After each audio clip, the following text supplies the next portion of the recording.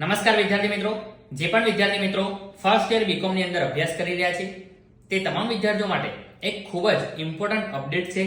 જેમ કે ઘણા બધા વિદ્યાર્થીઓ એટલે કે 1500 થી વધારે વિદ્યાર્થીઓએ પોતાની પ્રોફાઇલની અંદર સબ્જેક્ટ સિલેક્શન નહોતા કર્યા, જેનાથી તમારો સીટ નંબર જનરેટ થઈ શકે તેમ ન હતો, પરંતુ ફેકલ્ટી દ્વારા તમે પરીક્ષા આપી શકો તેના માટે ઓટોમેટિકલી તમારી પ્રોફાઇલની અંદર સબ્જેક્ટ સિલેક્શન કરી દેવામાં આવ્યા છે, જેથી કરીને તમારો સીટ નંબર જનરેટ થાય અને તમે પરીક્ષા આપી શકો।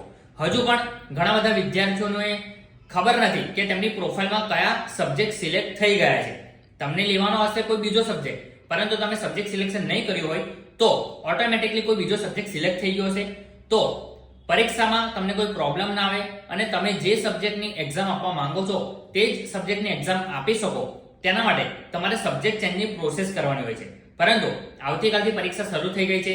સબ્જેક્ટ ચેન્જની પ્રોસેસ તમે નહીં કરી હોય, જેનામાં તમે એક્ઝામ આપવા માટે જશો તો અટેન્ડન્સ શીટ આપશે, તેનામાં તમારો જે સબ્જેક્ટ લખેલો હશે એ સબ્જેક્ટ ના હોય અને તમારે બીજા કોઈ સબ્જેક્ટની એક્ઝામ આપવાની હોય તો એ અટેન્ડન્સ શીટમાં તમારે એ સબ્જેક્ટ ચેકીને તમારે જે સબ્જેક્ટની પરીક્ષા આપવાની છે એ સબ્જેક્ટનું નામ લખવાનું રહેશે અને જે પણ ટીચર હોય તેમને કહેવાનું કે મારે આ સબ્જેક્ટની નહીં પરંતુ આ સબ્જેક્ટની પરીક્ષા આપવી છે, તો મને એ સબ્જેક્ટનું પેપર આપો, જેથી કરીને ટીચર તમને એ સબ્જેક્ટનું પેપર આપશે।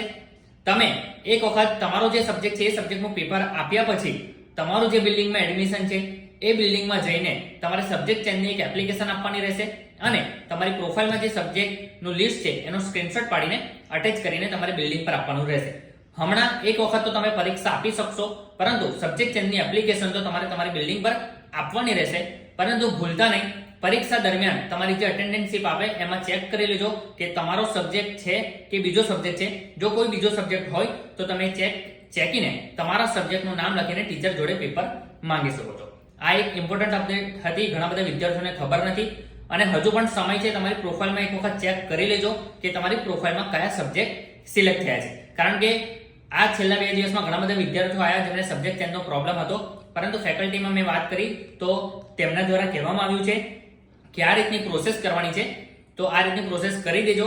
કદાચ કંઈક પ્રોબ્લેમ આવે, કંઈક અટકો તો તમે મારો કોન્ટેક્ટ કરી શકો છો। હું Nikhil Solanki, commerce faculty FR, faculty representative, thanks. સાથે સાથે પરીક્ષા દરમિયાન કોઈ ઇમ્પોર્ટન્ટ કે કોઈ પણ ઇન્ફોર્મેશન આવશે, સબ્જેક્ટ રિલેટેડ મટીરિયલ આવશે તો મારા દ્વારા મારા વોટ્સએપના ગ્રુપમાં અને મારા ઇન્સ્ટાગ્રામના પેજ પર, Instagram page MSFR Nikhil Solanki છે તેના પર મોકલી આપવામાં આવશે। Thank you so much.